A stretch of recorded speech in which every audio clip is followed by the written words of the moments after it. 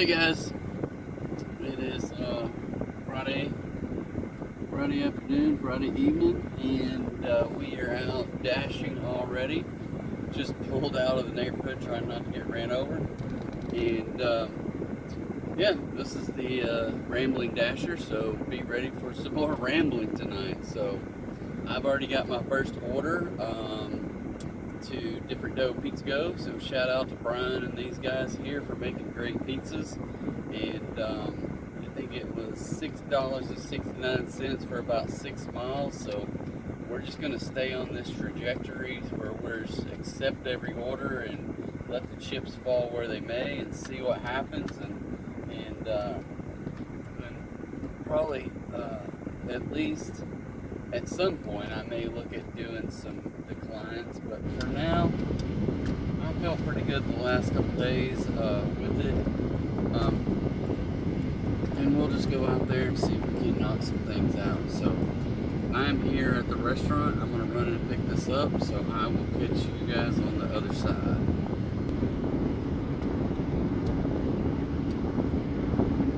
Hey guys, I've been talking for the last 10 minutes and nobody's been listening because I forgot to hit the play button, so yay! So anyway, back to where I was. We got the pizza loaded up, and we got down the road about, I don't know, it was 7 miles and maybe 12 minutes, but then I missed the exit because I wasn't paying attention, so that'll happen.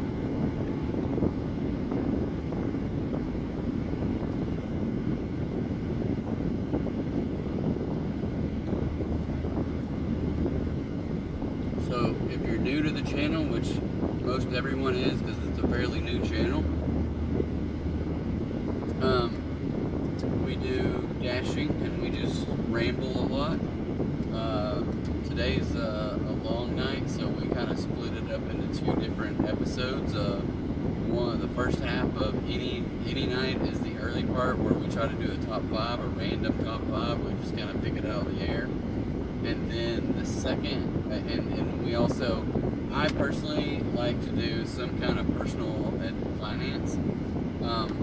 And I have a little bit of background, but I don't claim it because I really think that those people are doing a bit of a disservice to people. Some of them are, some of them aren't. I kind of look at financial advisors today as just being glorified salespeople. And a lot of them make a lot of money from selling you stuff, and usually they don't sell anything anymore. Most of them, they're selling themselves and charging you 1% of your money for it per year. So if you have, like, I can't do the math anymore, but 1% of $1 is a penny, right? 1% of $100 is $1. 100,000 is $1,000. So any money that you have with them is calculated at that 1% if you're getting away with doing 1%. And it could also be that they have you in funds that also charge you a fee.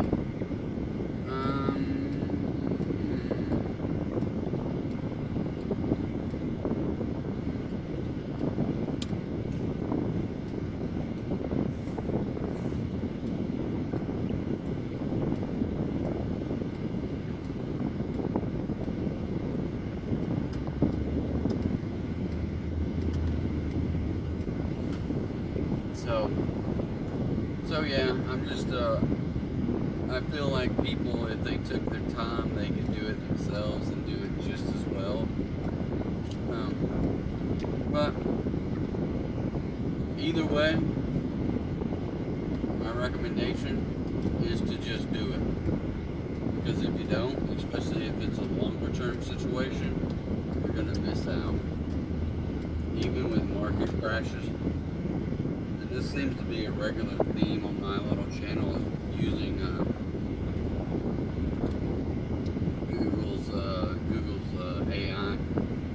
calculate how much putting money in at a regular interval over a long amount of time, and seeing how much, even if you just saved it yourself. Like, so my regular thing is I do $25 a week for 40 years. And we look to see what the S&P 500 has done since the life of its inception in 1957 was 10.4%.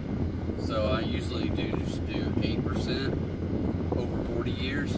And if we put in $25 a week compounded weekly for 40 years, we would only have put in ourselves $52,000. So $1,300 a year for 40 years is $52,000. But at 8% compounded weekly, because we add in $25 a week, it grows to $380,000. And yeah, there's only a few people that have the ability to make huge amounts of money, and people like me, I was not able to do that, right? So for people that do like gig economy work and you're just working paycheck to paycheck, I'm here to tell you that you can do stuff like $25 a week. I'm here to tell you that you should do it $25 a week. So figure out what you need to make every week. If you're doing DoorDash or any kind of other gig thing like this, figure out what you need to make, and then work 2 extra hours to get $25. Take that $25 and put it in something in a Roth IRA through like Robinhood or something, and put it in the S&P 500. Whether you buy it through Vanguard, is it Vanguard? I can't remember. No, probably not Vanguard. I can't think of the other one. But I always do the S&P 500 through SPY. Where's this other one at? Okay. But anyway, just to get it invested in the S&P 500, $25 a week, can't guarantee you $380,000, but over 40 years, you're going to have a lot more money than you would if you just, well, number one, most people say, I can't afford it. I'm here to say you can. If you do it, you'll have money. If you don't do it, you won't have money. If you don't do it, you'll still be complaining that you don't have money. So work 2 extra hours a week, find that $25, put it in there, set it and forget it, and you'll be good to go. I promise you. I wish somebody would have told me this 40 years ago, and then I wouldn't be DoorDashing today. I promise you. So, all right, I'm gonna go deliver this food. I will be right back. All right, guys. So $2.25 on the DoorDash pay and $4.44 on the tip. So $6.69 as my first order for the night. And we're back in business for another one. So go out there and try to get them.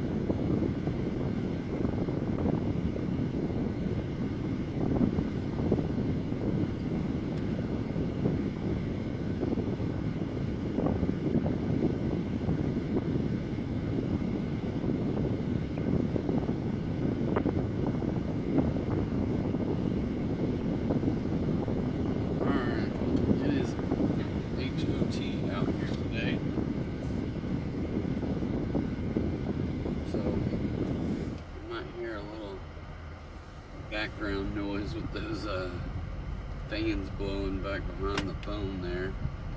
I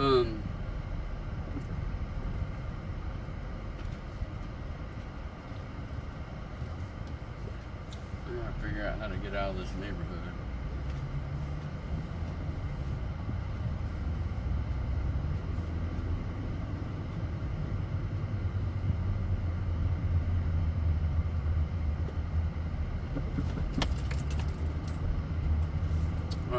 So anyway, so that was my standard personal finance chit chat that I talk about every single night. I think the biggest thing is that we just do something, right? I don't care if it's $5 a week, $10 a month, $20. My standard is just doing $25 a week, right? It's something I try to get my kids to do when they have jobs. My son is 15. I don't know if he's going to get a job this summer or not. He's trying to get his. Well, we just haven't been driving with him. I don't know if he's going to be able to get a driver's license. He's got his written test and passed it, but we got to get him to driving, and we just haven't taken the time. So maybe we'll do that some more this weekend. Maybe he'll get his official driver's license this summer.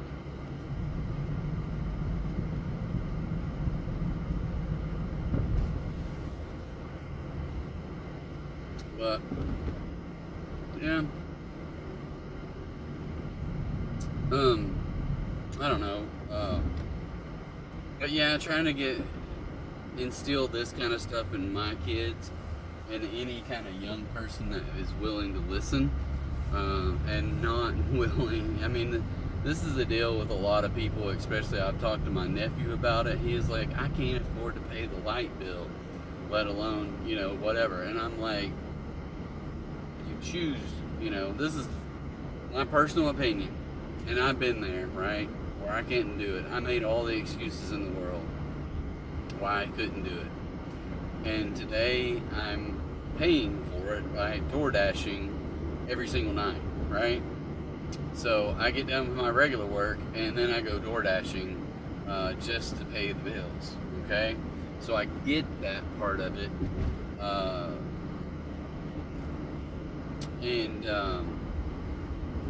So I would just encourage everyone to be out there and to figure it out. Find a way to make $25 that you don't have to spend this week, right? That you put it back for your future self, and that anytime you have that money, just put it back for yourself in the future, right? And you will thank yourself, and you'll look back at me and you'll say, that rambling dasher was spot on, But it's really up to you, because you have to be the one that says, you know what, I'm not going to take lip from myself to say I can't do anything, because you can do it. You can get out there and DoorDash. If you don't DoorDash, you can DoorDash for 2 hours a week and make your $25 just so you can put a Roth IRA together. So, I don't want to hear it.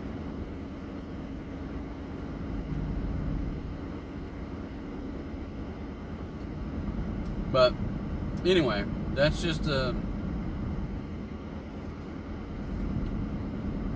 people will always make excuses. I made the excuses.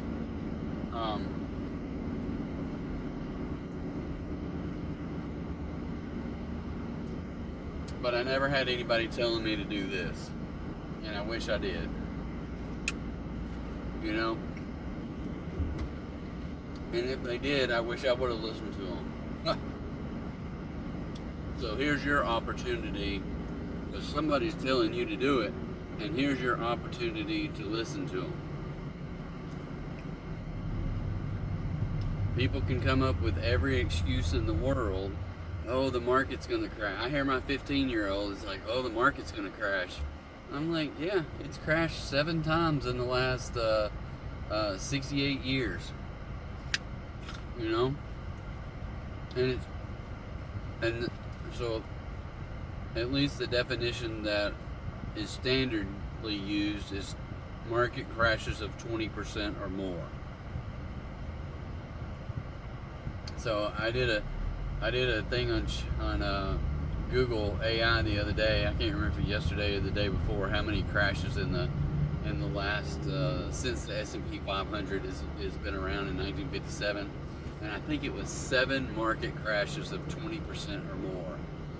and the market still averaged over 10% per year on average.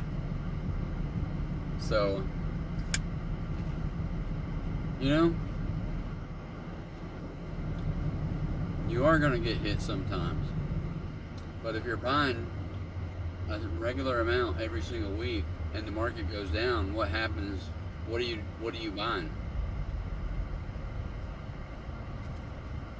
I look at the market now and I say, oh yeah, it's down, but I'm putting money in on a regular basis.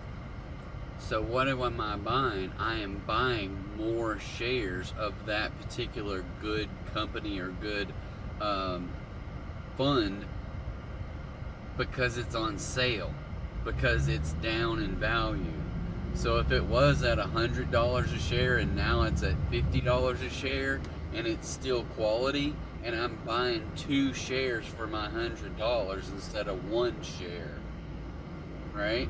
So when it goes back up to $100 a share, I will have 2 shares instead of 1 share that's now worth, because if I bought 1 share at 100, but then I was able to buy 2 shares at 50, well now when it goes back up to 50, my 2 shares are worth $100 and my 1 share was worth $100.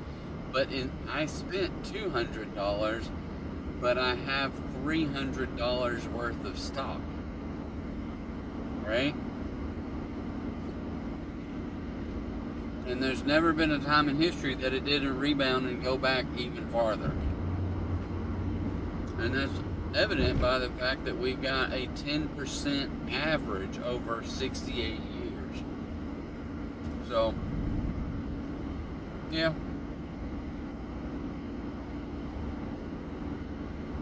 You can get lucky in some other things, but it still makes sense to me. If you're going to do it, invest steadily for the long term. Keep taking it out, dropping it in there, and then whenever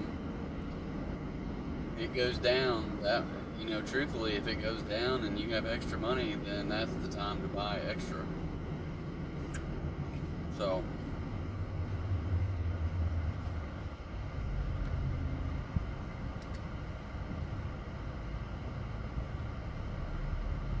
well, we've been out here for an hour and I only have 1 order for $6.69.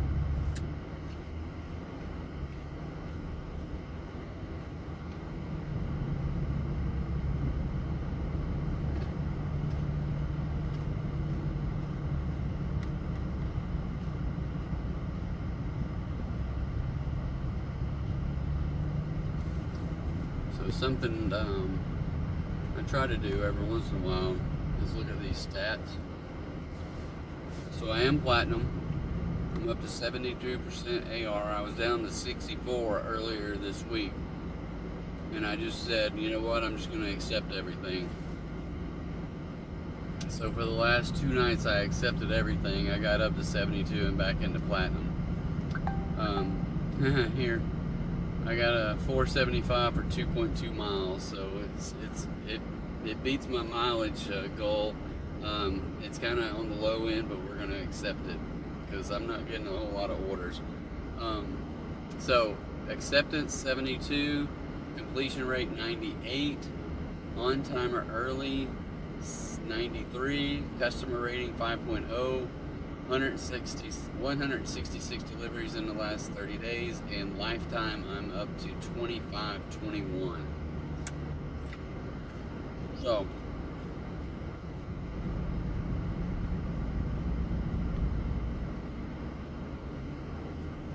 we're just gonna browbeat these orders today, see if we can stay busy all night,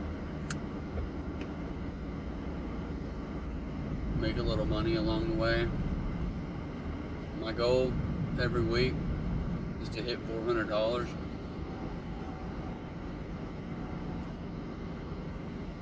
$100 each of the long nights, and 50. So that's 3 Monday, Wednesday, Friday, and then Tuesday, Thursday is short nights. My goal is $50, so that's $400 in a week. $1,600 in a month.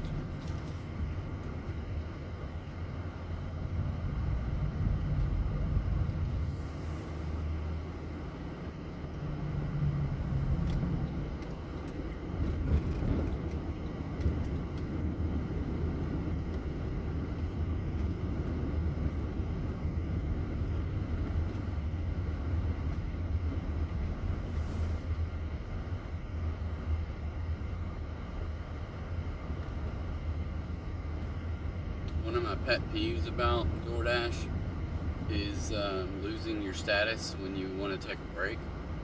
I really believe that if you are within good standing with DoorDash, that they should give you the ability not to lose your status if you decide to take some days off.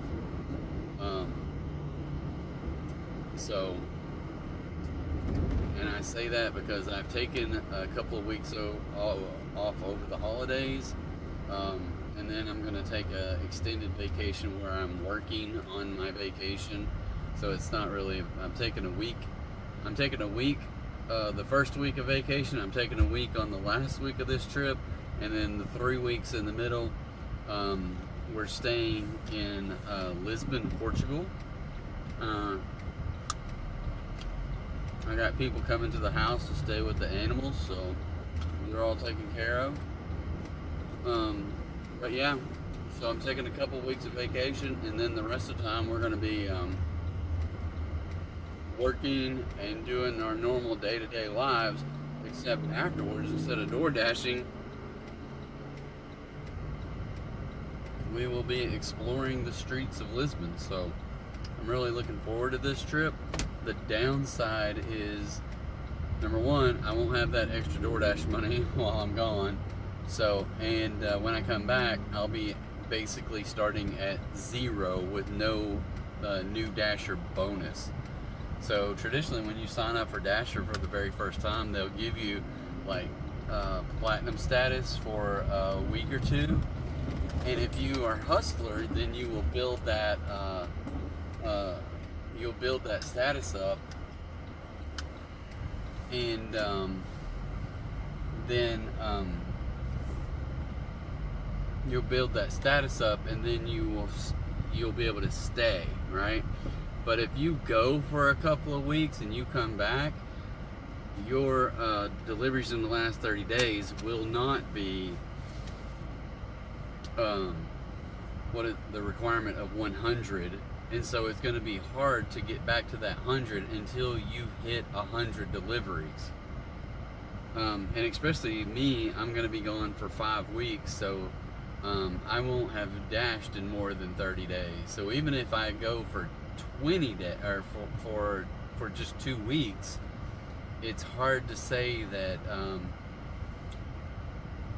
you're gonna hit the 100 even in a 2-week window, because I've been averaging what does mine say, 166 over the last 30 days.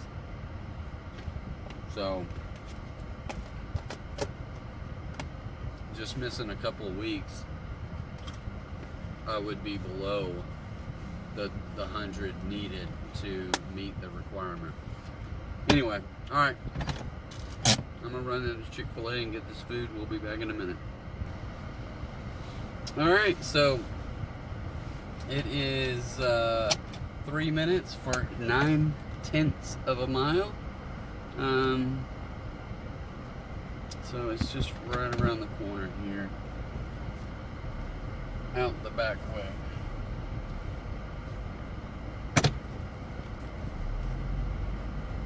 All right, so I'm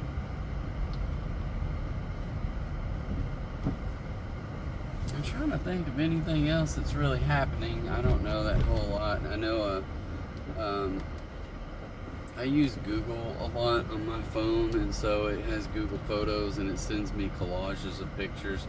So we had a whole collage of pictures from the food that we ate at the croissanterie in Little Rock last weekend. So I sent that to my girlfriend, and she was like, "Hey, we should probably eat there again tomorrow." And I was like, "Okay."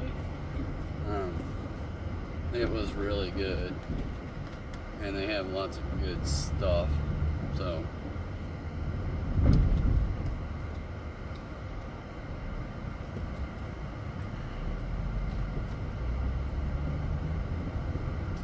but I'm really, well, I don't know, trying to live my life and then also balance things at the same time is never that easy. To balance a budget and like, hey, let's go out here, let's go out there. or I need to DoorDash to make money, and then when I make the money, I spend it all on eating out. But that's why I DoorDash, right?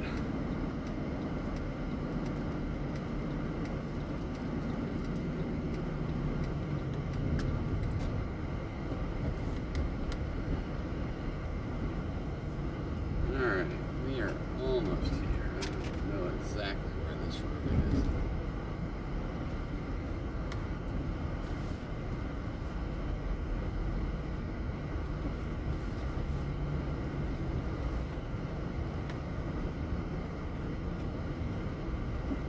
We are getting some sprinkles here, so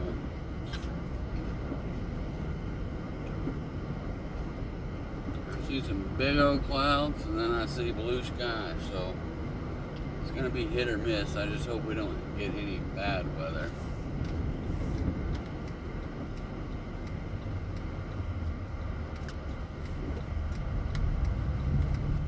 Alright, I think I've been to this house a time or two, but maybe I've been to these neighbors' house.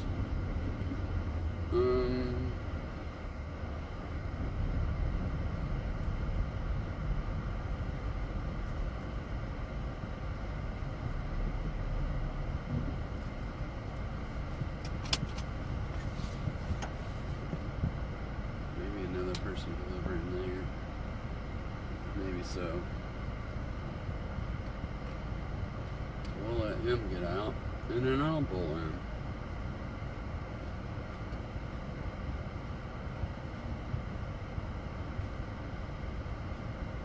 Because right now I'm blocking somebody else's driveway.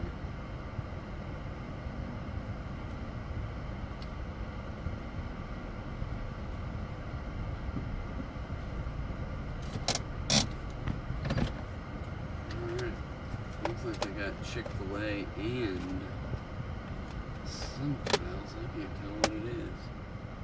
Alright, I will be right back. Alright, well, for an order right around the corner, it was $2.25 DoorDash pay, $2.50 tip for $4.75. So now, to get out of this neighborhood, we're gonna make a U-turn. Oh, I just barely can squeeze in. Alright, nice. Okay, so that puts us at a whopping $10, $11.44. So $11.44 in a little over an hour and 10 minutes. So yay! Alright, we're gonna break into some of the other food here. Some cheese.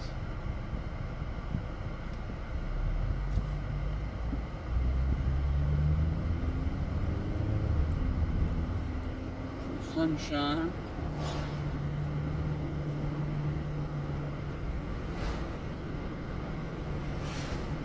I'm going back that direction. I don't see any storm clouds at all.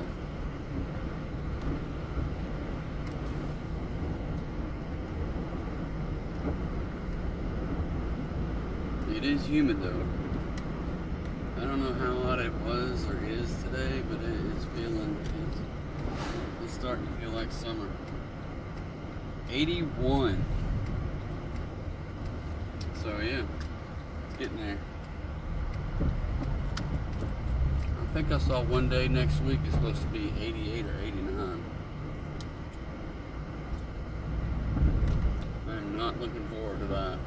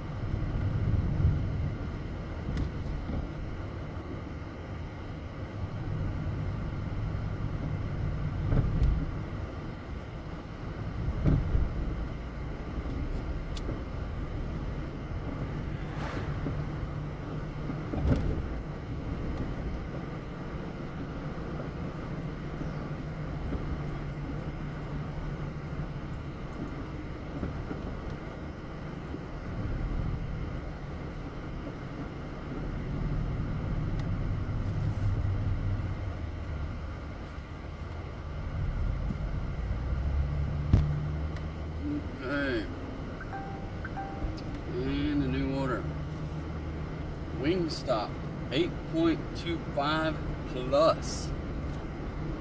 Alright, let's make that plus turn into a good plus, not 50 cents. But 3.4 miles, we will accept that and head over to Wingstop.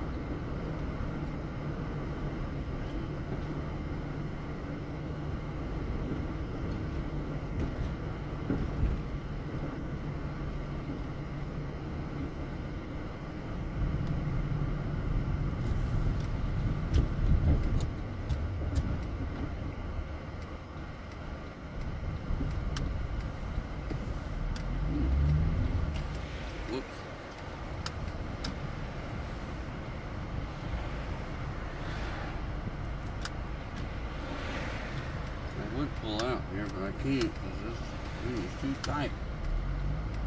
Hold on, here we go.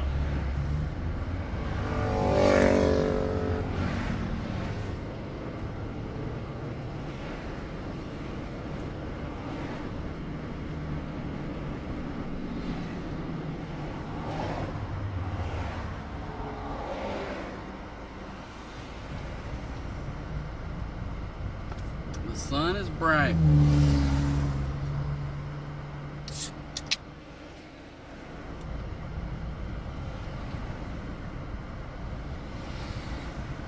Trusty Mountain Dew going tonight.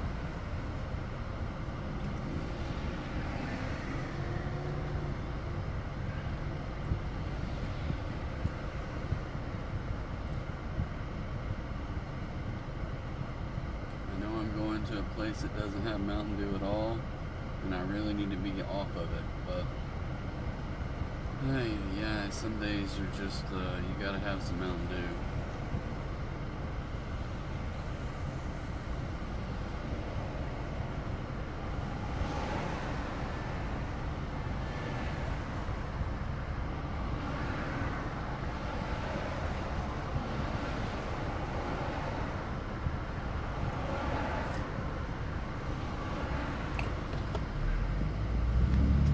So, it's starting to hit me a little bit that I'm leaving the kids here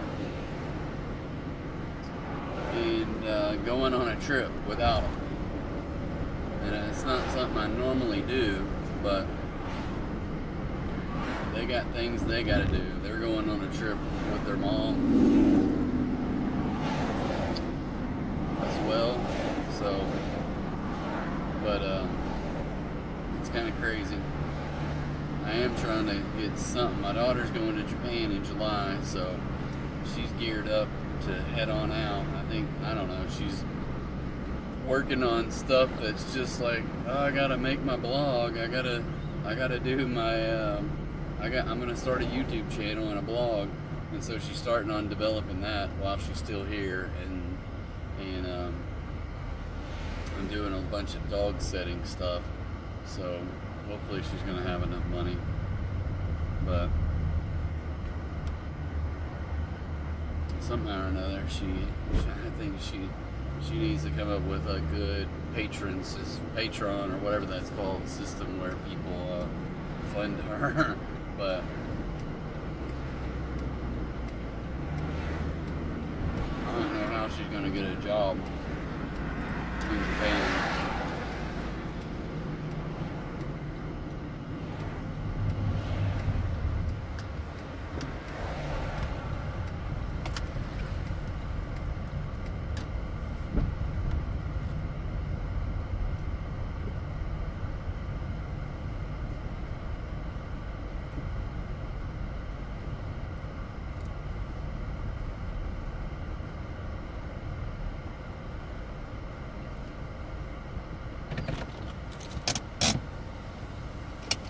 Alright guys, as my mouth is full and I'm talking with it full, I'm going to head out and I will be right back with some food. Alright, we got all this wings loaded up in here, and we are going to head out to these people's house. Get me some finger snacks here, cheese and chicken.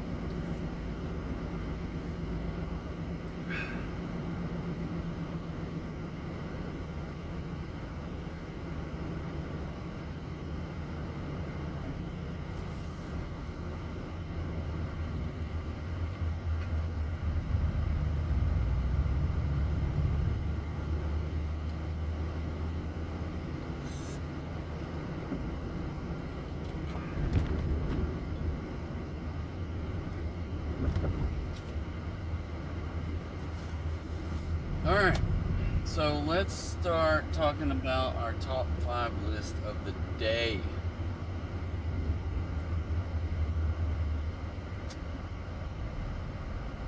So today, I think I'm going to do something a little bit different. I don't know what made me think of this, but for whatever reason, we are going to do our top 5 Marvel comic superhero.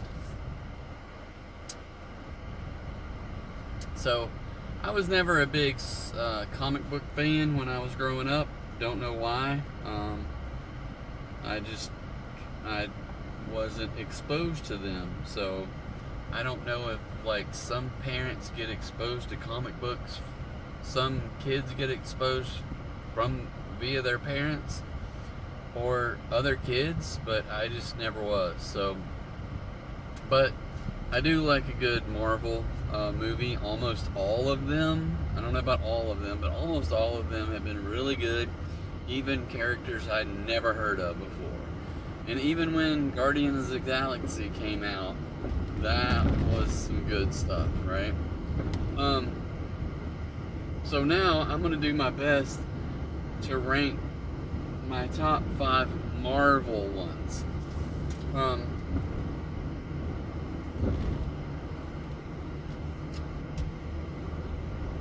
This is not going to be easy.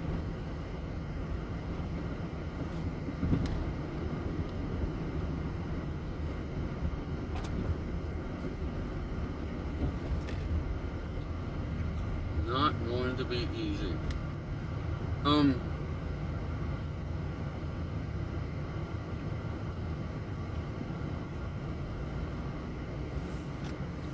Partly because they got really good characters.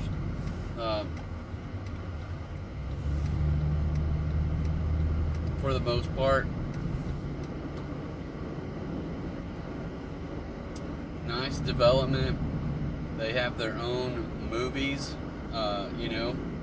so it's just kind of nice that you can see especially in their series, and there's crossover into other characters' movies, or into a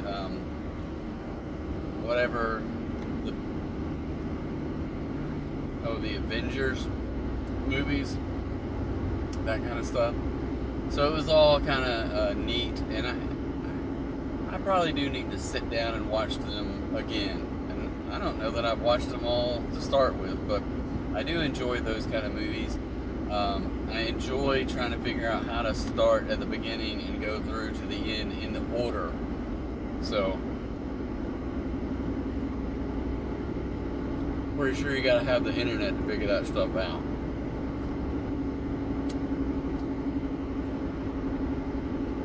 But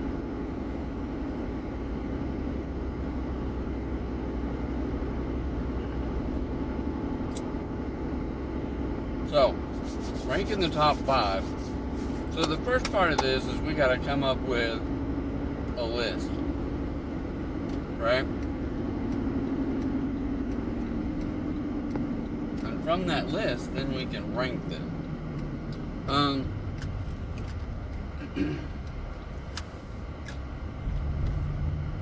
And then my problem is remembering the things that we said in the list. So I'm about to this house, but I'll start naming off a few. So I think about the characters and I don't know all the characters' names, to tell you the truth. Some of them I do, some of them don't. So if I don't know their name, they're probably not my favorite. So how about that? All right.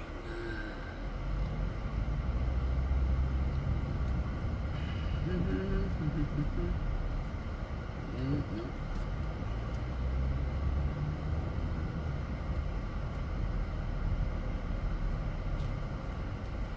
Alright. Well, I will be right back after I deliver this food. So, yeah.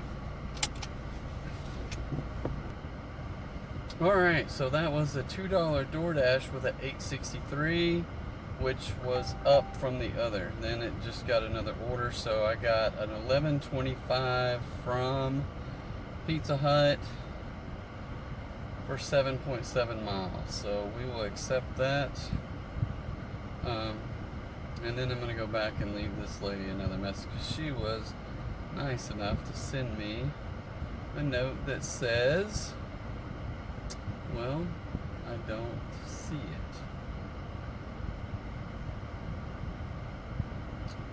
Where is it? It's gone. Huh. Well, that's kind of, oh, you know what? It was in my messages because it was on here. It says, thank you. You have made my day with the memes. Have a great night.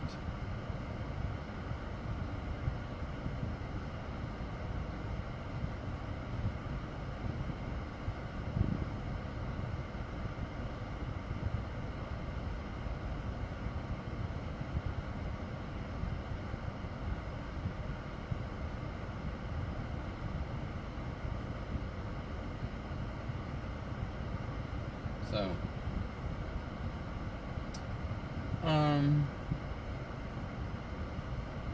directions to Pizza Hut. Alright, let's go. So 6 minutes there, so hopefully it won't be as many miles as it says it was in there, because we gotta go 2.8 miles just to get there, so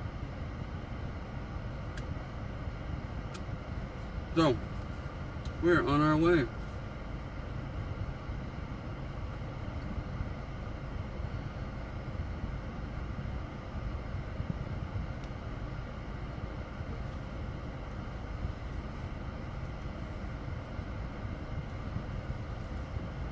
So that order put us up to 22, and then this next one will put us up to about 33,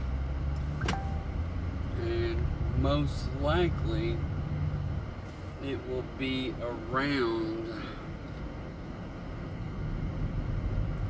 $33 in 2 hours, maybe.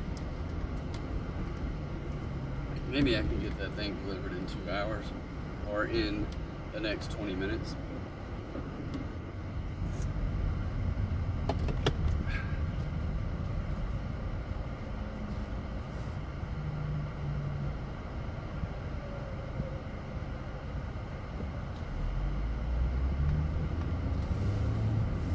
All right, Marvel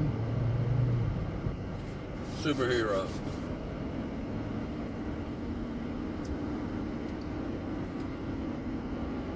So, I'm just going to name off movies and then try to, I can't remember the characters' names. So, I already mentioned one was, I now have forgotten the name of it, but what the heck was the name of that? Oh, they got a good rain over here. Just in one little spot. That's interesting. But anyway, it was Guardians of the Galaxies. So you have Chris Pratt, whatever his name was in that movie, I don't remember. And you had Rocket, the Raccoon, or whatever his thing was. And then you had Groot. And then obviously there's other characters that I don't remember their names. So I can picture them, but I can't remember their names. So after that, I'm thinking of maybe not in order, but just trying to remember them. Captain America. There's that Falcon dude, which I don't think did he have his own movie? And did he take over as Captain America? That's what I don't know. So anyway. But Captain America,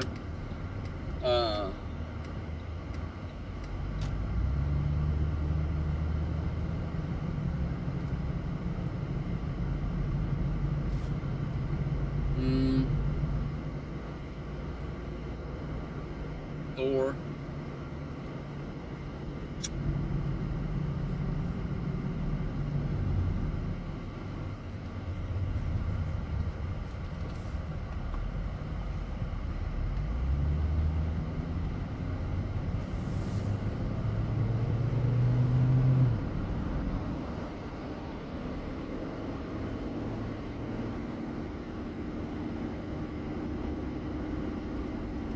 know if anybody's ever watching this, they're like, why can't you just name them off like that? Because I'm old, that's why. So, the Incredible Hulk, Thor, I thought I said his name a minute ago, now I can't think of it at all. The Robert Downey Jr. guy. Iron Man, yep. Then we had,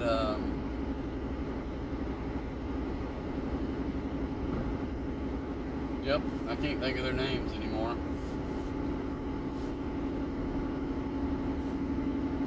Black Widow.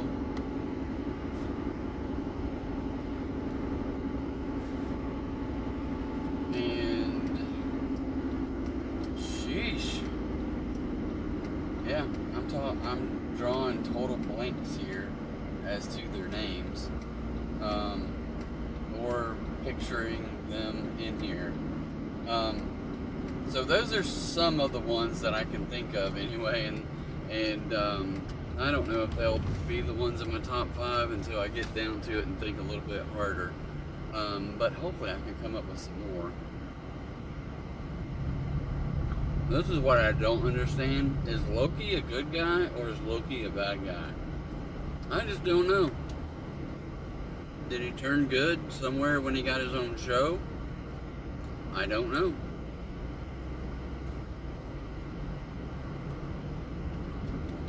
Because he was bad in the Thor movies. At least the ones that I remember.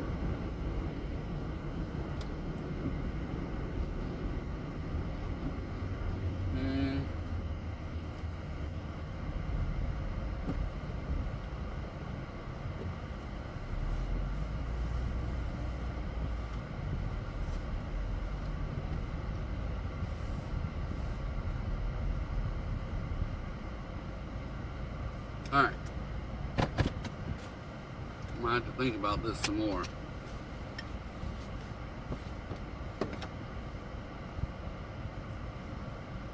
I'm gonna include Spider-Man because I think somehow he's Marvel, but somehow Sony owns him. I don't understand all that, but he's in the Avengers movies. And so yeah, we'll go with Spider-Man. And then with that, I'll try to think of some more while I'm picking up some pizza. So I'll see you in a minute. Alright, we got a pizza and some pizza sticks and a Mountain Dew loaded up and headed that way.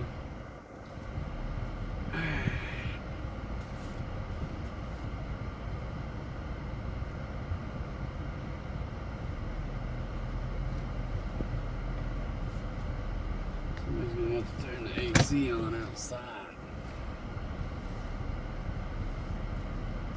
I don't know how I'm going to handle this heat in the summertime, but I guess we'll figure it out. Alright, this thing is taking me a different path. Where is this taking me? I don't know if I want to go that way, but I guess I will. Probably less traffic,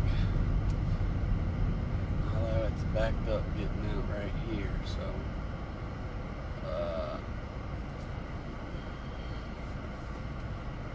come on, people, you can go. You can go. I give you permission.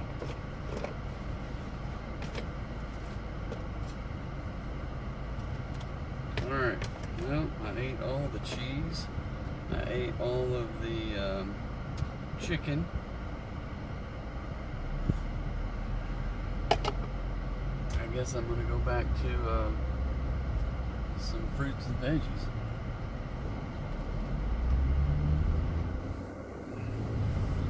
Fruits and veggies. Alright. 5 miles in 10 minutes.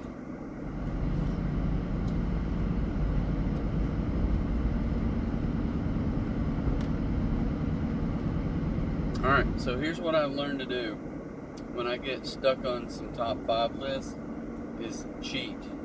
Because I can't think of the character, so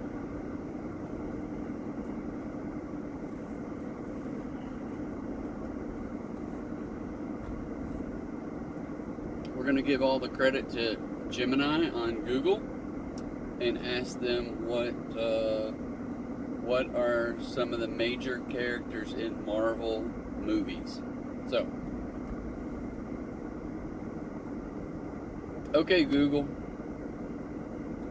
what are the major characters or superheroes in the Marvel movies?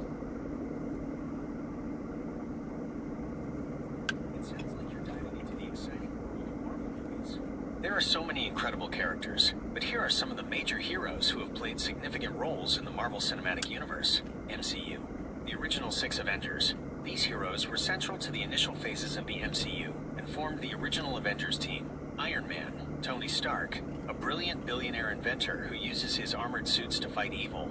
Captain America, Steve Rogers, a World War II super soldier with enhanced strength and unwavering morals.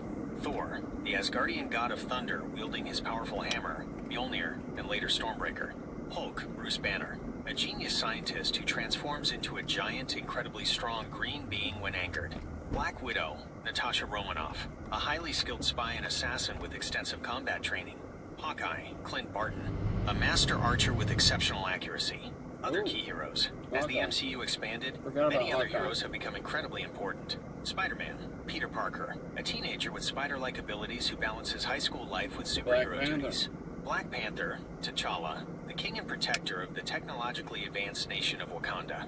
Captain Marvel, Carol Danvers, a former pilot with cosmic powers, including flight, energy projection, and super strength. Doctor Strange, Stephen Strange, a brilliant neurosurgeon who becomes the Sorcerer Supreme, master of the mystic arts. Ant-Man, Scott Lang, a former thief who can shrink or grow to enormous sizes using Pym particles. Wasp, Hope Van Dyne, Hank Pym's daughter, who also uses Pym particles to shrink, fly, and wield energy blasts. Guardians of the Galaxy, a team of intergalactic misfits who have become major players. Star-Lord, Peter Quill, the leader, a half-human, half-celestial with a love for 80s music. Gamora, a skilled assassin and adopted daughter of Thanos. Drax the Destroyer, a powerful warrior seeking revenge for his family. Rocket Raccoon, a genetically engineered talking raccoon with a penchant for weapons. Groot, a tree-like being with limited vocabulary but a big heart. Scarlet Witch, Wanda Maximoff, possesses powerful telekinetic and reality warping abilities. Vision, an artificial being created with the Mind Stone, possessing immense intellect and energy manipulation powers. Falcon, Sam Wilson / Captain America. After Steve Rogers, Sam Wilson took up the mantle and shield of Captain America. Winter Soldier, Bucky Barnes, Steve Rogers' childhood friend, enhanced and brainwashed into an assassin, now seeking redemption. Shang-Chi, a skilled martial artist who becomes entangled in his family's mystical legacy. Eternals, an ancient race of immortal beings with various superpowers who have secretly lived on Earth for millennia. Some key members include Cersei, can manipulate inanimate matter. Icarus, possesses super strength, flight, and heat vision. Thena, a fierce warrior with the ability to create energy weapons. Ms. Marvel, Kamala Khan, a teenage Pakistani American with the ability to embiggen parts of her body and generate energy constructs. This is just a snapshot, and the universe continues to grow with new heroes being introduced. Are you curious about a particular character or team? Nope. That is a pretty comprehensive list there. So now to narrow these things down into a top 5. I don't know for me how to even start. I don't know that I have a definitive number 1. We're going to come up with one, right?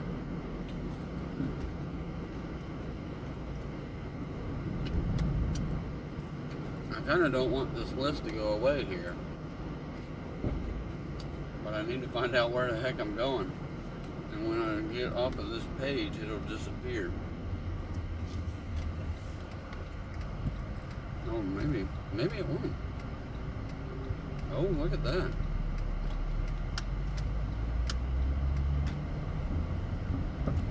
Alright. So, oh man, I don't know. This is so hard to narrow these down. I feel like for me, some of these I can dump off into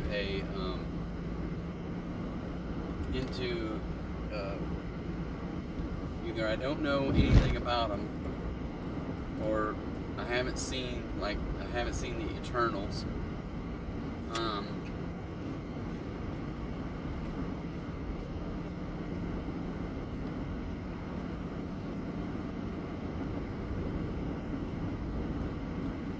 So those guys, I probably need to watch that movie.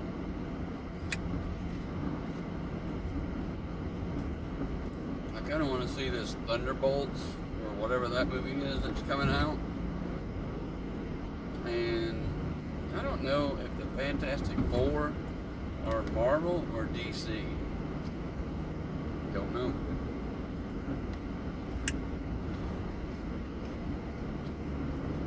I used to like the Fantastic Four cartoon when I was a kid.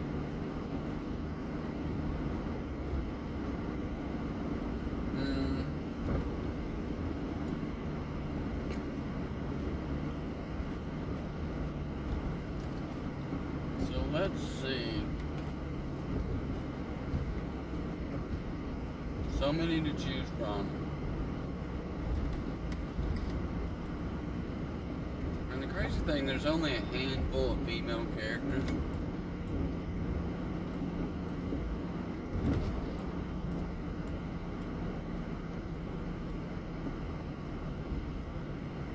So it makes a hard. You don't want to just have all male characters, but I don't know. I do like Scarlett Johansson. Did they make a movie just for her? They did, but I don't remember. I think I even watched it, but I don't know what happened in it. It seems like it came out after she died.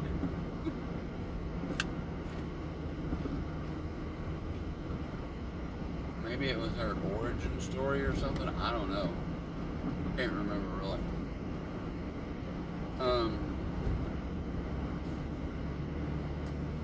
I do like that Jeremy Renner guy that plays Hawkeye, and therefore I like the character Hawkeye. I don't know how you can't just absolutely love. My memory is failing me. I'm gonna have to start eating more ginkgo biloba instead of carrots.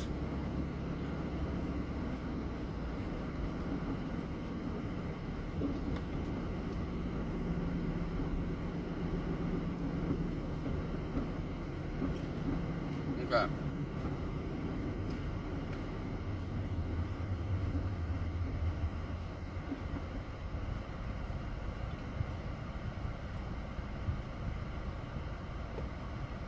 I gotta figure out where I'm going.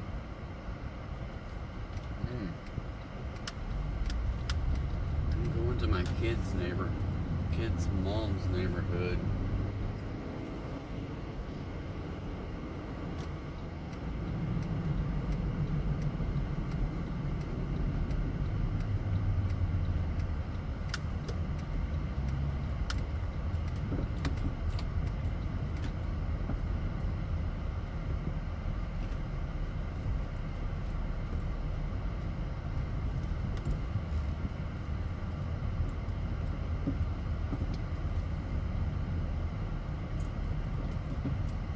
Right. Alrighty then.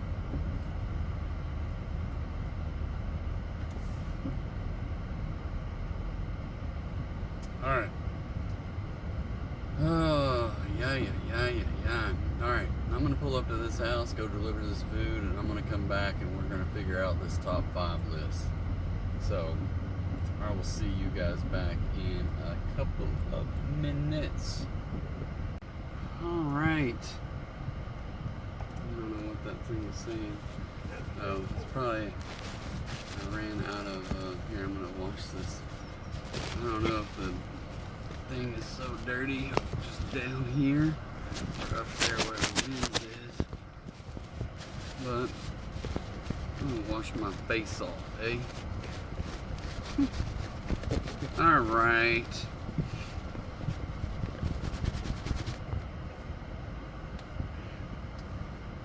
So that delivery was, I missed it. Whatever, it was 11.25, so I didn't get to see the breakdown of it. So we're up to $33.32. We missed $33.33 by 1 penny. So, all right. Now, to figure out these things: Iron Man, Captain America, Thor, Hulk, Black Widow, Hawkeye, Spider-Man, Black Panther, Captain Marvel, Doctor Strange, Ant-Man, Wasp, Star-Lord, Gamora, Drax, Rocket, Groot, Vision, Scarlet Witch, Falcon, Winter Soldier, Shang-Chi, Eternals, Miss Marvel, and that's it. So, okay. So that gives us a top 5 to work with.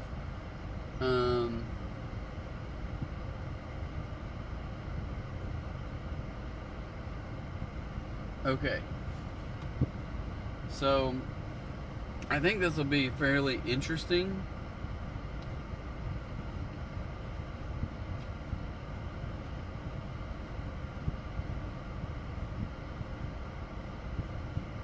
In that, for me,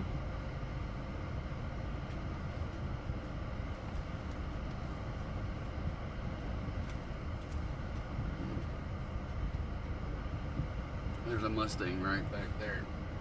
We're gonna try not to hit it.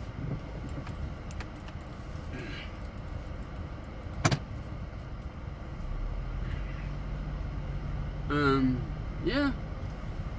So, 1, 2, 3, 4, 5. Let's take a look and see what I think.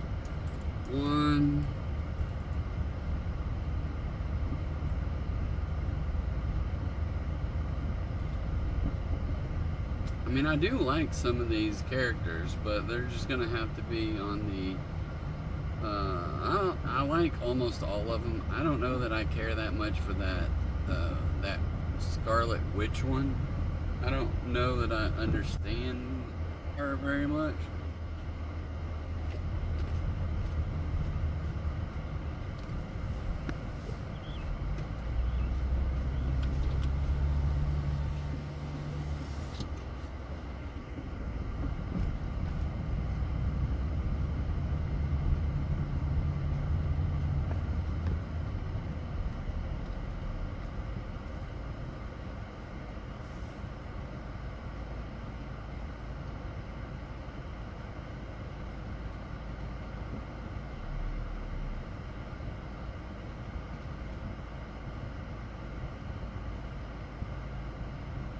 Okay.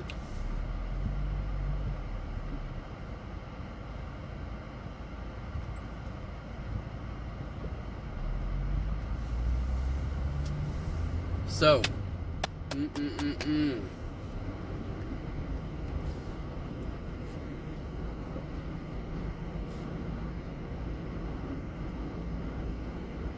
okay, I think I've got it. So I'm gonna go with these 5 and sticking to it, provided I can remember them all the way through.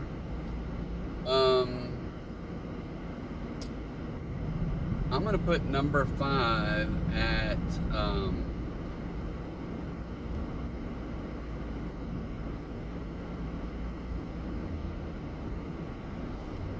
number 5 for me is going to be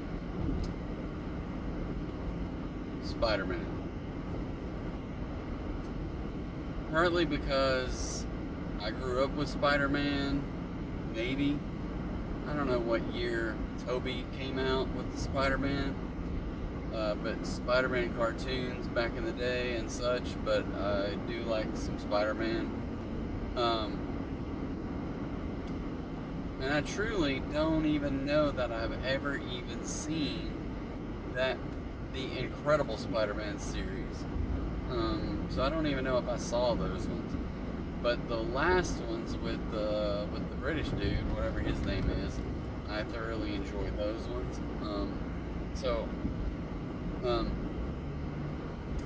I do kind of like the dialogue. Spider-Man with that whole multiverse Spider-Man, the cartoon version, is really freaking cool. I enjoyed that whole series. Well, I think they've made 2 movies so far, but really enjoyed that. So number 5 is Spider-Man. Number 4, I am going to go with Star-Lord. Peter Quill, Chris Pratt. For me, that dude is absolutely funny, and it just makes it worth a while when he's funny, the character's funny, the character is Chris Pratt, and he's just also Star-Lord, and I just think it's hilarious. I don't know, supposedly he has celestial powers, whatever that means. I don't remember him having any kind of superpowers, but he's a superhero, right? But I do like that. Number 3, I'm going to have to go with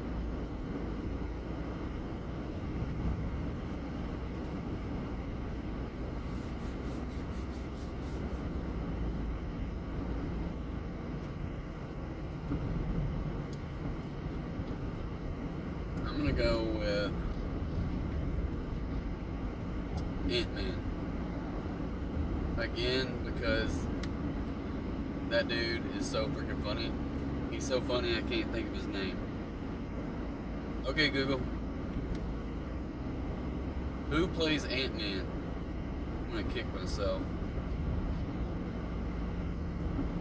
Oh. That's a funny question. When you kick... Alright, getting the call. I'll be right back. Alright, guys, so just got off the phone.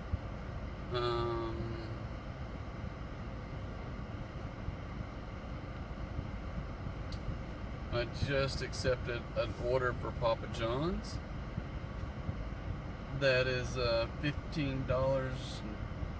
$14.54. I don't know how far it was, but I know it was less than 14 miles. So how about that? And I feel like they most likely they just got it. So who knows? Papa John's not known for their speedy production. So, and we're not very far away from there, so we'll get up there, pick it up, and then I will do some studying about my top 5 list, because I want to get that down, which I was already, I don't know where I was already up to was I up to number 3 or number 4? That was up to number 3. So number 5 was Spider-Man. Number 4 was no, is that right? Yeah. Number 4 was Peter Quill, the Star-Lord. Number 3 was the guy I was trying to look up when I got the phone call. So, okay, Google. Okay, Google. Who plays Ant-Man?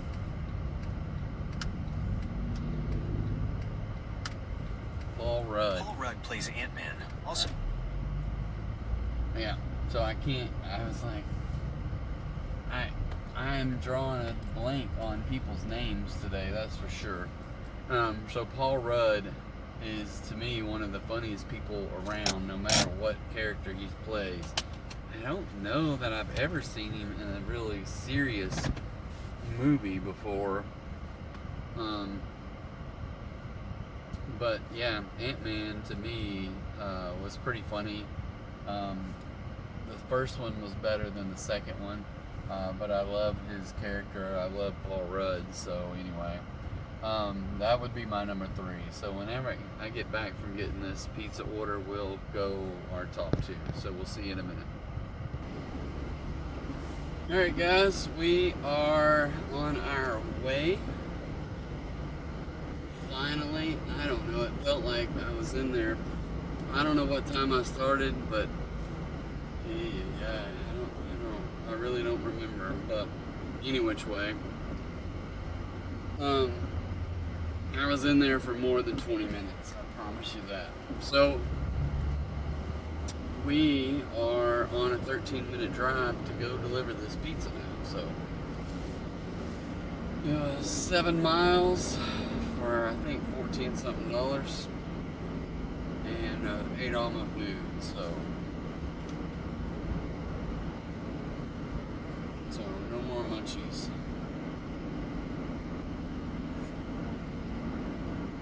I got a feeling we're gonna have to stop and get some. What it is, I do not know. Man, I gotta figure out. Okay, know where I'm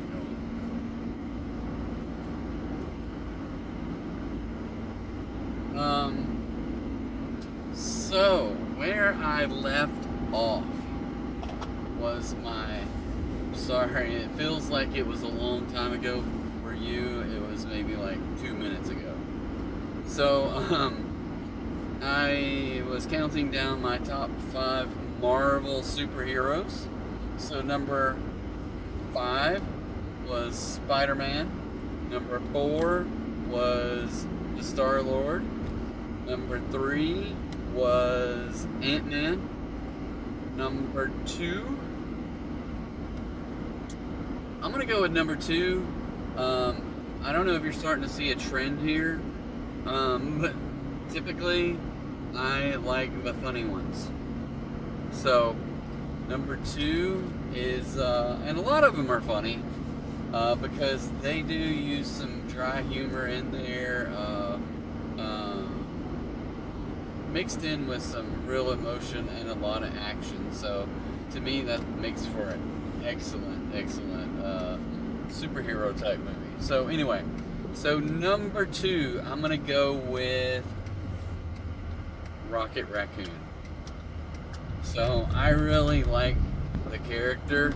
A lot of depth that they filled in. I think it was on I don't even know how many different movies there are now. Was there 3 maybe? But whatever the last one, they really got in more depth on the raccoon, it seems like, where he was, where they manufactured him or whatever they did to him. I can't really remember the whole details. That's why I need to watch it again. But that whole storyline of the raccoon, to me, is hilarious. I really enjoy the character. I have an affinity for raccoons to start with. Like I said in another video, that I've had 3 raccoons as pets. They were I don't know about short-lived, but they were short, I don't know, just they didn't last long in the pens that we had them in or whatever. They got out. So anyway, but yeah, Rocket Raccoon to me was freaking hilarious, and I like the character a lot. So that's my number 2. And now, my number 1 favorite Marvel character is, I don't know if he has any, I don't think he has any special superpowers other than that he can grow. And that would be, the third of the 5 are from Guardians of the Galaxy. I absolutely love Groot. I like Baby Groot. I like Teenager Groot. And Grown-Up Groot. They're all freaking awesome. Never says anything other than whatever he says, Groot, but you can understand he's saying something every time he says it. But anyway, yeah, there's just something about those 3 characters they're all funny. They're really fun, adorable. The whole Groot thing is just freaking awesome. So yeah, I just really enjoy those characters, and that right there is going to be my top 5 Marvel. So hope you enjoyed that. A quick recap for another video. Top 5 Marvel superheroes. Number 5, Spider-Man. Number 4, Peter Quill, the Star-Lord. Number 3, Ant-Man. Number 2, Rocket Raccoon. Number 1, Groot. I am Groot. So, good times. Thanks for playing along. If you watch this and you want to play along, it helps with the algorithm that YouTube is looking for. Throw a like down there, but also send me your top 5 of Marvel superheroes. I'd love to get that conversation going and just see where we go from there. So, yeah, awesome. So, what else are we going to talk about tonight? It is getting closer. I don't know, maybe we got another hour before we start moving on to Dashing in the Dark. The sun is, I'm driving in a heavily treed area, so it's blocking me, but once I get out of these trees, the sun gets right in my eyes because it's right down in the crack where the visor won't cover it. So that's kind of tough in that regard. I don't know if, so they sent me a message saying, can you leave it on the bench by the door? Yes, sir. I hope it's a sir. I think it was.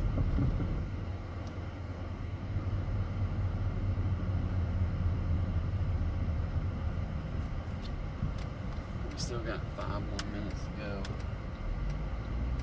I don't know where this place is.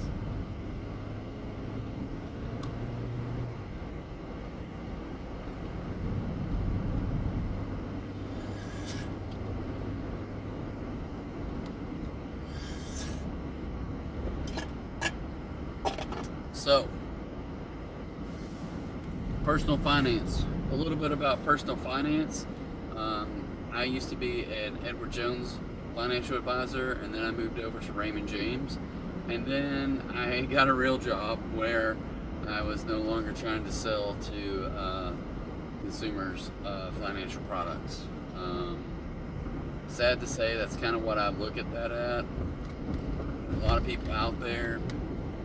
And I can promise you, when I was at Edward Jones, I was clueless as to what I was doing, other than I was following a script that they gave me, you know,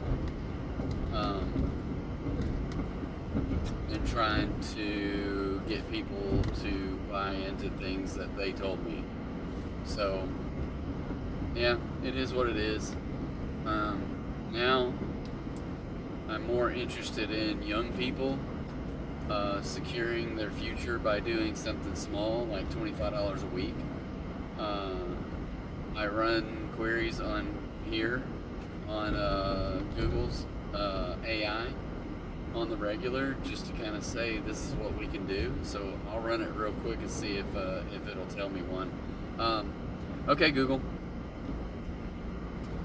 Can you tell me just the answer, not the details, of what is $25 a week put into the an investment for 40 years, compounded weekly at 8%?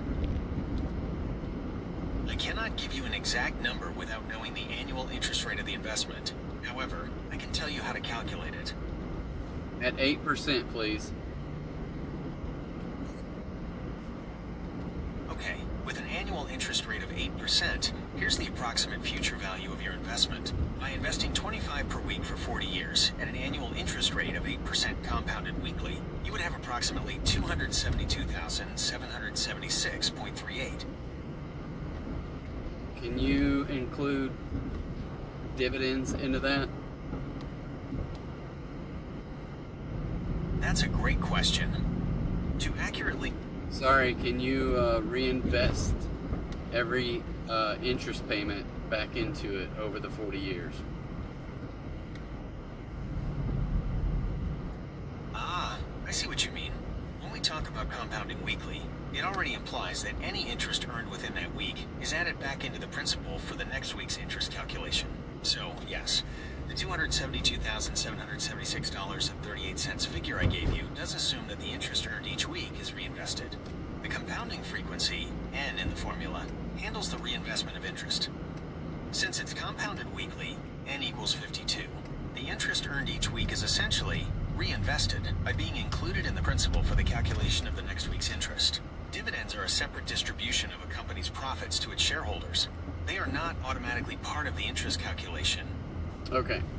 Well, the only reason I said all that is because he's giving me different numbers than what he gave me last night. So I'm going to try it again. Okay, Google. What is the total value of $25 invested every single week for 40 years at 8%, and the $25 is invested weekly? Let's break this down to figure out the total value. Since you mentioned both $25 and $5 being invested weekly, I'll calculate the final value for each scenario separately. Scenario 1, $25 invested weekly for 40 years at 8%. Here. Okay, Google. What is $25 invested every single week at 8% compounded weekly for 40 years? That's a fantastic question. Let's calculate the future value of that consistent investment. Here's how we can break it down. P, periodic investment, $25. Can you just give me the answer without the details? Investing $25 weekly at 8% compounded weekly for 40 years would result in approximately $381,699.50. Boom. $381,000. So just $25 a week, 2 hours of DoorDash, you should be able to get $25. Figure out a way to make that $25 over and above what you need, and you should be good to go. Now granted, that's 40 years, and if you're young, then you can do it, or you can come up with something to where you're delivering for upwards of a long time. Maybe you have to do a little bit more than the $40, but anyway, whatever you can do to get up there, you're going to be better off for it. So I'm going to go deliver this pizza, and I will be right back. Alright, I am back. Just listening to a little Razorback baseball. They just gave up a three-run homer to Florida, and they're down 6-2. I don't know what inning they're in, but it's not sounding good. Anyway. Alright, so this particular order was $3.75 DoorDash and $10.79 tip, makes it $14.54, which now is a grand total of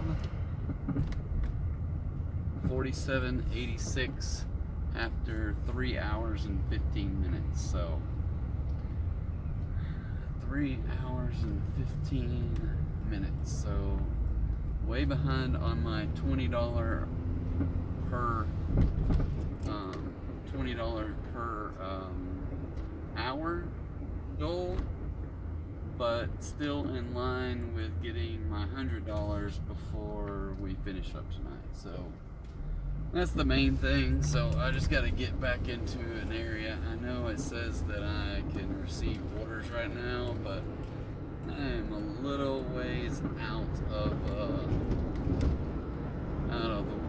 town here, so to speak. It is sticky out there. It's cooled off a little, but still humid.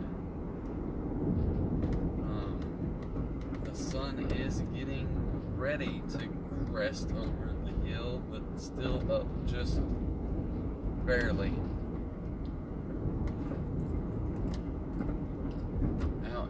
it's down in the trees, so but very bright right there.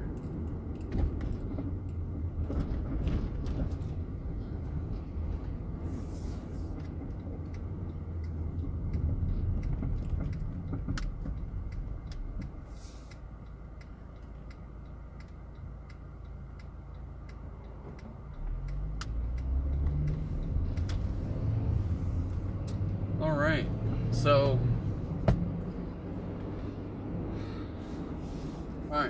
back to some personal finance. So just to give you some background on what I'm interested in people doing is, and this is what makes it so simple, is that you don't have to have an advisor to do this, right?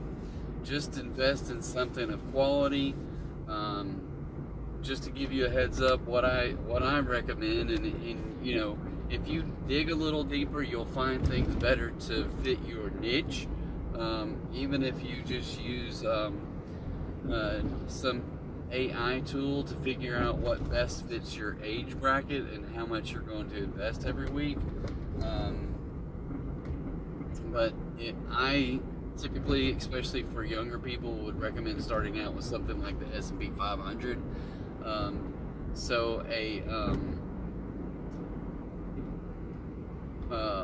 A spider is called a exchange traded fund.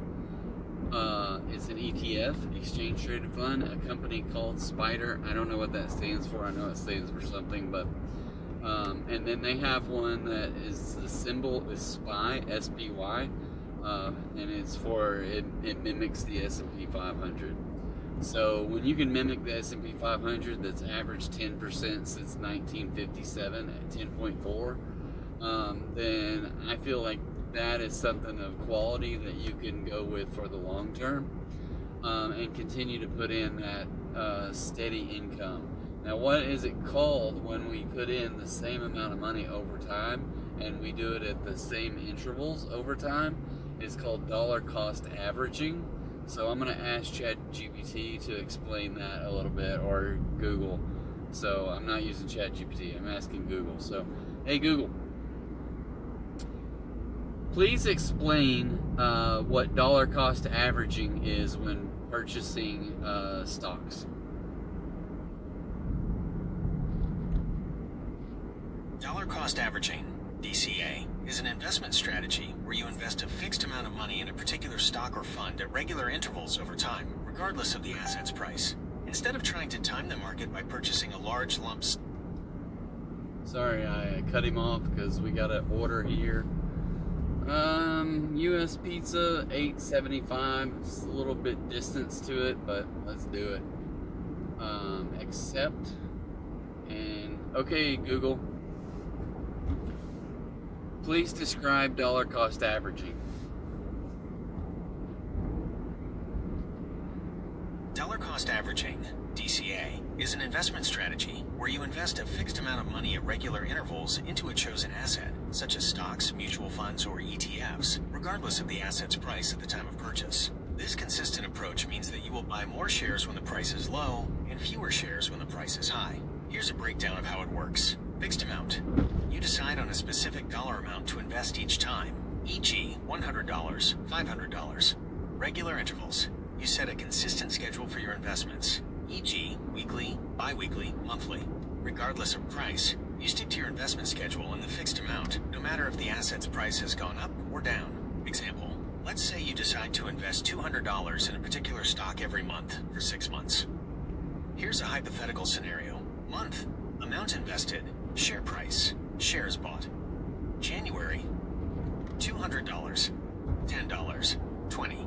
February, $200, $8, $25. March, $200, $12, 16.67. April, $200, $15, 13.33. May, $200, $10, 20. June, $200, $9, 22.22. Total, $1,200, 117.22. In this example, you invested a total of $1,200 and acquired 117.22 shares. Your average cost per share is $1,200 divided by 117.22 equals $10.24. If you had invested the entire $1,200 in January when the price was $10 per share, you would have only bought 120 shares. Even though the price ended lower in June, the dollar cost averaging strategy allowed you to accumulate more shares over time by taking advantage of lower prices in February and June. Benefits of dollar cost averaging: reduces the impact of volatility. By buying at different price points, you lower the risk of investing a large sum right before a market downturn. Lowers average cost per share over time. When prices are low, your fixed investment buys more shares, which can lead to a lower average cost per share over the long run. Removes the emotion from investing. It helps you avoid the temptation of trying to time the market, which is notoriously difficult. You follow a disciplined approach regardless of market sentiment. Encourages consistent investing. DCA promotes a regular savings and investment habit, which is crucial for long-term wealth building. Easier to start with smaller amounts. You don't need a large lump sum to begin investing. You can start with smaller, manageable amounts at regular intervals. Potentially higher returns over the long term. By consistently investing, you are more likely to participate in the market's overall upward trend over time. Important considerations. Not a guarantee against losses. Dollar cost averaging does not protect you from losses in a declining market. If the price of the asset consistently falls, you will still lose money. May lead to lower overall returns in a consistently rising market. If the market steadily goes up, investing a lump sum initially might yield higher returns than spreading out your investments. However, it's difficult to predict such market conditions. Requires discipline. Sticking to the schedule during market downturns can be challenging emotionally, but it's crucial for the strategy to work. Transaction costs. Depending on your brokerage, frequent small investments might incur more transaction fees than a single lump sum investment. Consider this when choosing your investment frequency. Dollar cost averaging is a long-term strategy that emphasizes consistent investing over trying to predict market movements. It can be a suitable approach for many investors, especially those who are new to investing or prefer a less active and emotional approach. So, some key words in there that at the very end is suitable for approach for many investors, especially those who are new to investing and prefer less active and emotion, right? So if you set it and you're dedicated and you're devoted to it, then you should be able to, just like those old Ronco commercials, you set it and forget it. And then you just keep investing that $25 or whatever the dollar amount is every single period, whatever the frequency is. And one thing you will find is that over time, you won't miss the money. So if you're putting in $25 a week, you won't miss that money over time. You'll get used to it as being part of your just every week budget, right? So, which is a good thing if you can stay consistent in doing that. So I always would encourage you to do that. What you people doing? Start leaving. Okay. So anyway, more personal finance. I like that strategy, especially for young people. You don't have to be young to get started, so I would encourage everyone, if you're looking for easy, simple ways to get into the market. And now is a great time because the market has taken a big downturn over the last few months. And why is it a great time? Because we know when markets are down, people are buying. Usually it's people with money. So find a small way to start getting in there and getting that, getting your money to work for you over time. So anyway, I'm gonna run and grab this pizza and we'll be right back. Alright guys, it was just one small salad.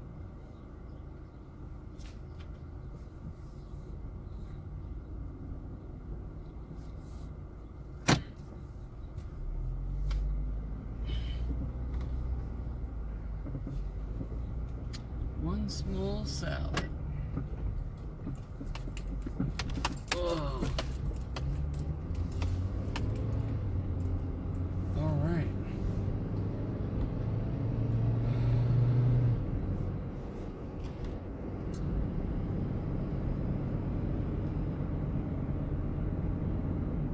So I think that ChatGPT also explained, or Google AI explains some of the pitfalls, but also they can be pitfalls, but they're also net gains if, especially if there's market volatility. So number one is, if you have a secret way to guess the stock market, then let me know, and we will invest money and make money at it, right? But if you don't, then you're in the same boat with me, right? So if we are unsure of the market direction, then the best we can do over time is dollar cost average, because it allows us to buy less shares as the market goes up, but we're still buying shares. But as the market goes down, we buy more, because I look at it as being on sale, right? So we just buy more and more shares. So the purchasing over time takes some of that volatility and the emotion out of it. If we just kind of set it and forget it and say, hey, buy this $100 or $25 or whatever the amount is every single instance, and we don't worry about it, we just like, hey, this is long-term money, I'm not worried about it at all, and we just keep purchasing, as long as it's something of quality. And I would just, from my perspective, if you know what company is going to do better than others, like Nancy Pelosi, for instance, but we aren't all Nancy Pelosi, or her husband, who has picked, hundreds of percentage points every year, because he has inside information about what the government is doing for or against certain industries or companies even. But anyway, but we don't all have access to that. So if we can just pick something steady and solid, and something that's pre-diversified, so if we choose something like the S&P 500 that's averaged over 10% for the last 68 years, then I think that would be something very easy to invest in, and to do it over time. And we can get it into the either Spider, or there's another one through, I think, Vanguard or somebody like that, that has one that's based on the index that are low expense fees. So when I say expenses, the company itself runs this fund, and they charge like 0.03%. So if you're paying someone 1% and they're putting you into SPY, then SPY charges 0.03%, and then your broker or your financial advisor is charging you 1%. So really it's 1.03, because the broker or your advisor is getting 1%, and then that the fund is getting 0.03. Now, different funds have different expenses. It's called an expense ratio.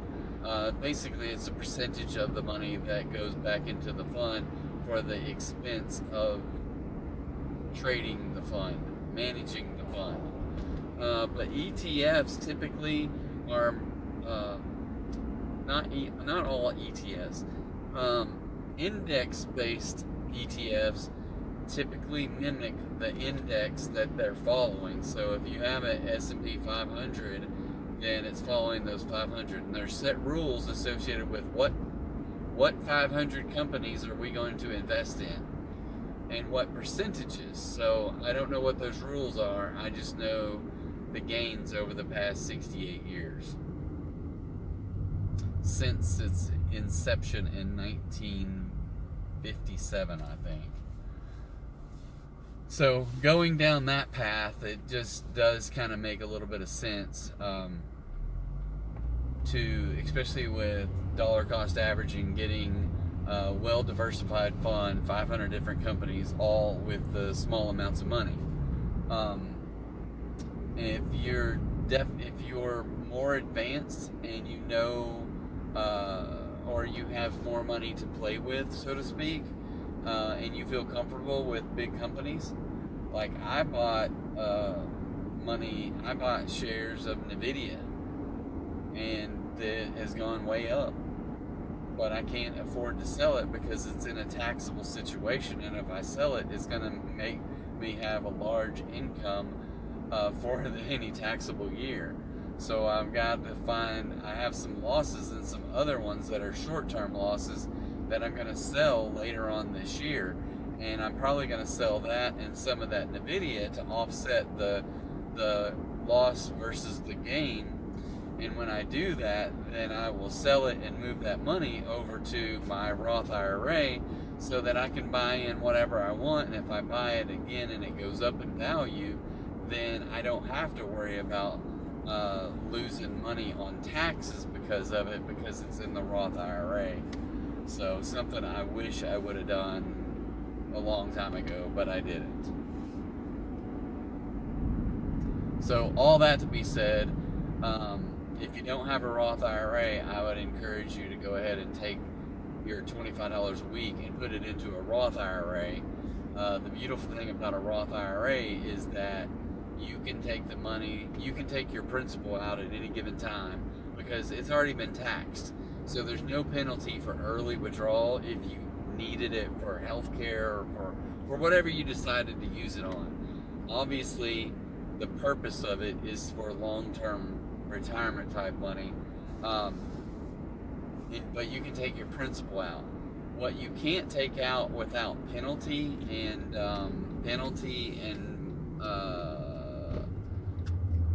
probably just penalties. I don't know if there's taxes or not. Dang it, I don't. How the heck am I supposed to get in this freaking gate when they have the keypad on the passenger side? I'm going to have to park my car here and go key it in. So just bear with me. I'll be right back. Alright guys, so we got that order delivered. Sorry I jumped back in and just drove around the corner after I got that gate to finally open. It took me 3 or 4 tries because and had to come back to the car and read the numbers again. It had a pound sign. Does anybody know what a pound sign is? So yeah, it had a what do they call it now? A hashtag. So somehow the pound sign got converted into a hashtag over the years. But anyway, hashtag and then the 4-digit number, so I was trying to key it in without the hashtag. So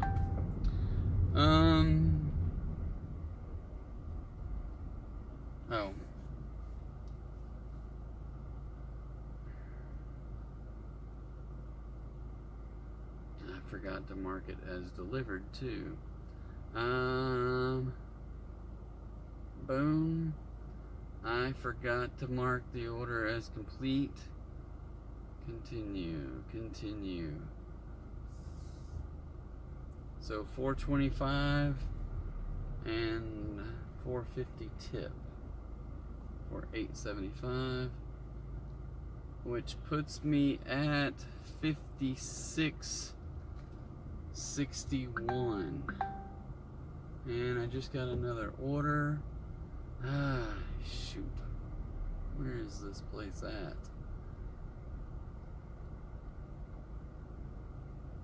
Directions. Okay, it's back this way. I did not want to go this way, but I guess I will. Little Caesars.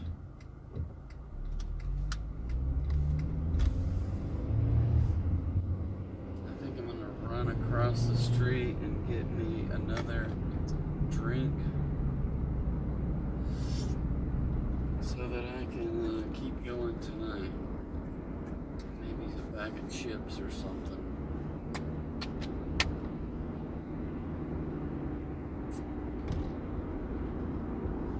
So, anyway, So, yes, I highly encourage financial planning of some sort. The younger you are, the better. Here's one thing I will encourage you. If you're a parent of kids 14, 15, 16, 17, 18, have these conversations with your kids.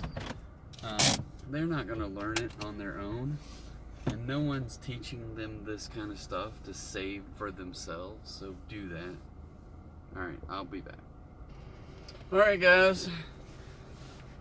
I think when I last left off, I was going to get some chicken at Chick-fil-A, and then I got back from Chick-fil-A and talked the whole way here and realized I never hit start, so that'll happen. Alright, so I am eating more of these potato wedges.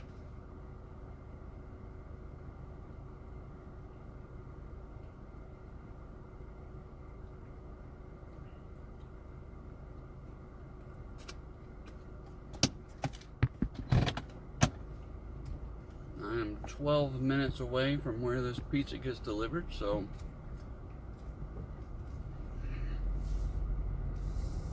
this will be the last delivery of this video, and then we will kick it over to Dashing in the Dark, because I have turned the headlights on. So, but I don't know what we get to talk about for the next 12 minutes, but I did not get any sauces with this chicken, so here is a piece of chicken, tender, breaded up.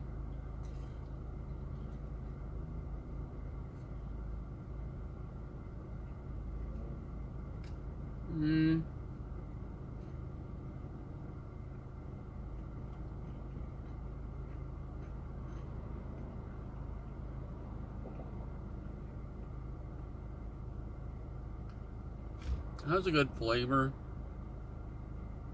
A little tiny bit of a kick. I think it's probably just from pepper, not from anything else. But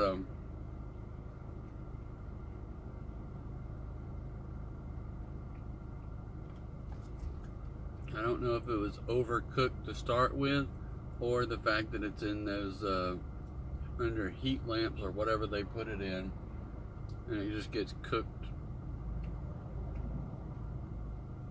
even more when they put it in there. So I don't know how long it's been sitting there, but it is a little dry.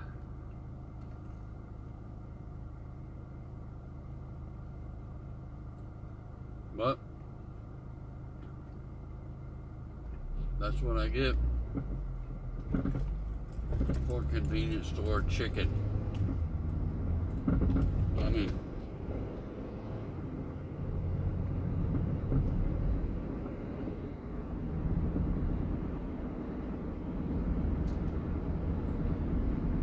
convenience store chicken.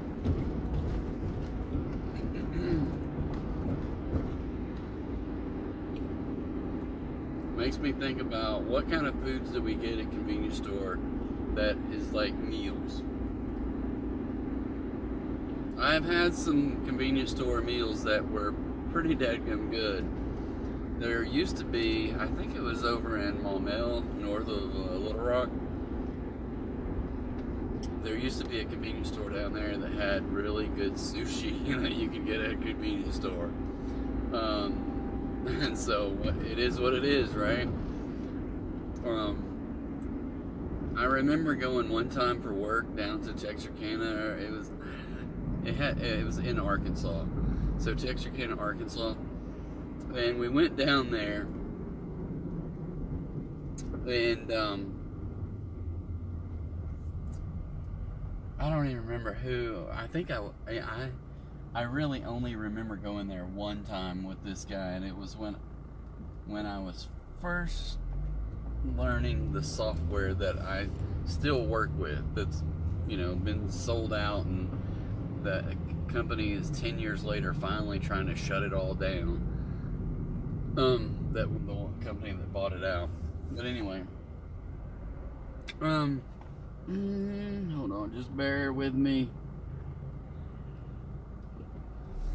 But so yeah, this probably was somewhere around 2007-ish, and I wouldn't know how to get there anymore ever again. But we went there, and it was an all-day training, and I was just shadowing this other guy, right? Because I didn't know anything. So we went to Texarkana. He drove. We drove down for the day, drove back that afternoon, and we did a training. But they took us to lunch, and they took us to this convenience store for lunch, and I was like, wait a minute, what is going on here? I mean, and so in the bays where they would normally, like the old school convenience store was a full service with a mechanic shop and everything. Well, they turned that mechanic shop into a restaurant, and it was an Italian restaurant in there with like red checkered tablecloths and all kinds of stuff. And it was some of the best Italian food, at least at that time, that I'd had. And I was like, you don't judge a book by its cover kind of deal. It was really kind of amazing. So anyway, some of those kind of places are just kind of knock you off your feet, and you're just totally surprised by what it is. So I am always game to try new places, and some places that might be somewhat sketch, in the hopes that you get knocked off your feet again. Now it might be for a different reason, but yeah, don't be afraid to try new places, and sometimes just get off the beaten path. So yeah, anyway.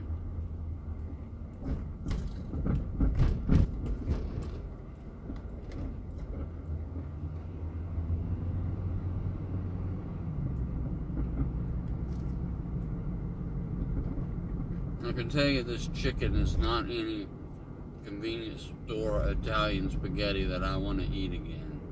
I probably will, but still.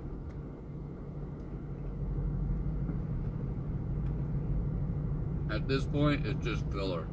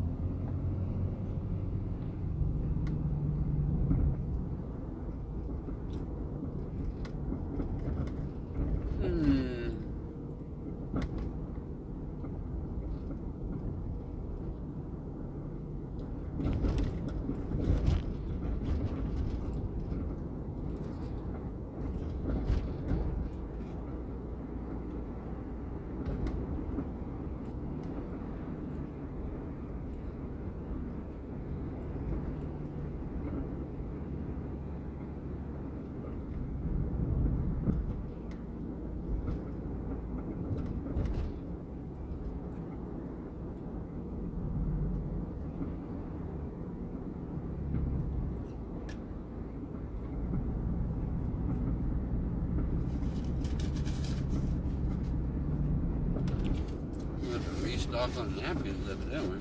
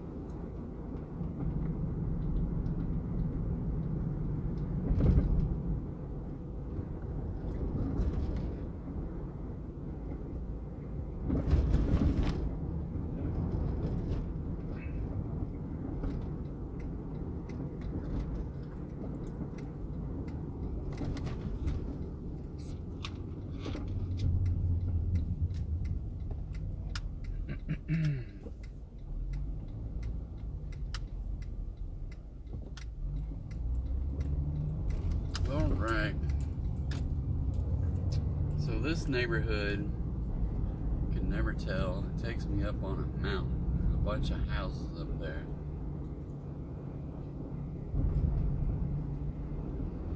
And it's easy to get lost in.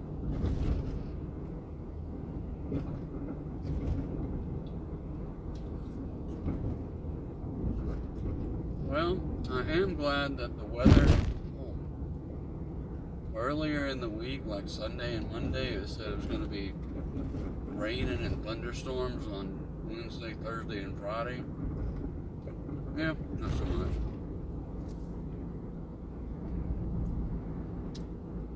I got a little bit of rain yesterday when I was walking the dog. I had to jump underneath the big pavilion and keep walking under there for about 5 minutes, and then it all cleared up. It rained probably at like 1:15 to 1:30 in the morning, maybe 2 o'clock, I don't know.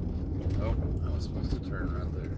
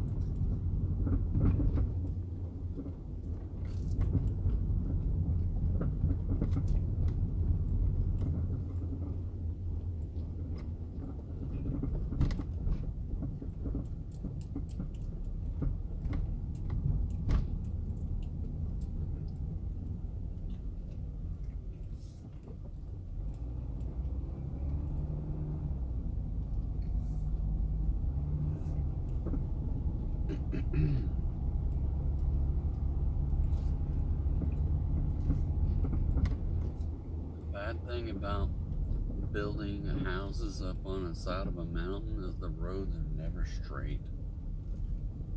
They're all crooked and curvy, and it's just like, what in the world were they doing here? Okay.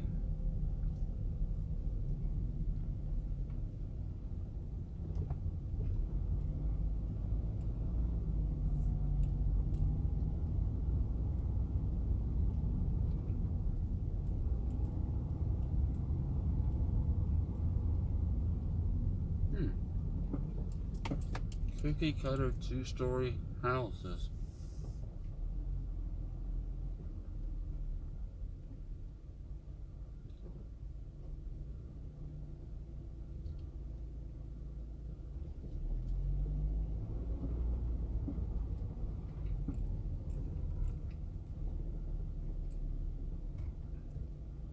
I'm assuming this is it. I see no numbers in. Oh, there's a number.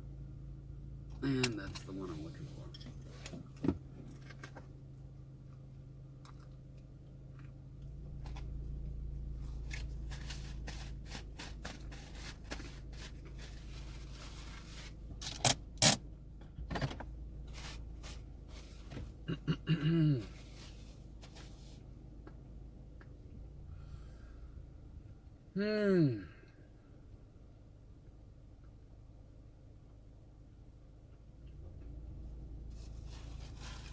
So sorry.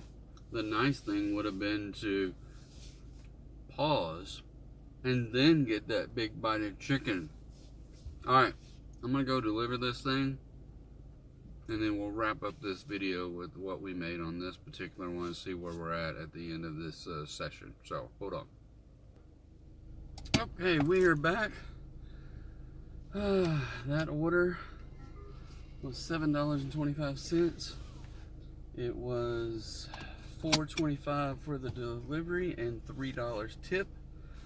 So that's what we're sitting on. Let's see where we are at this point. Oh, is that right? 63.86 after 4 hours. Wow. Go over to my ratings and just take a sneak peek.